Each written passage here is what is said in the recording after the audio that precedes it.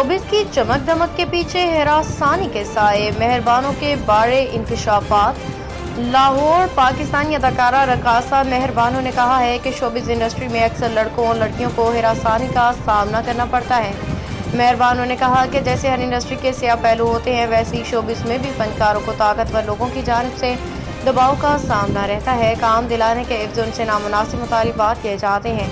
उन्होंने वाज़ेह किया कि इस इंडस्ट्री में खूबसूरत चेहरे जैसे शख्सियात की मौजूदगी के बायस लोग आसानी से निशाना बन जाते हैं और हिरासानी का शिकार हो जाते हैं। अदाकारा ने मज़ीद कहा कि अक्सर लड़के या लड़कियां दोनों को हिरासानी का सामना करना पड़ता है। ये मसला शोबिस इंडस्ट्री का एक ऐसा सियाह पहलू है जिस पर खुल के बात करने की ज़रूरत है।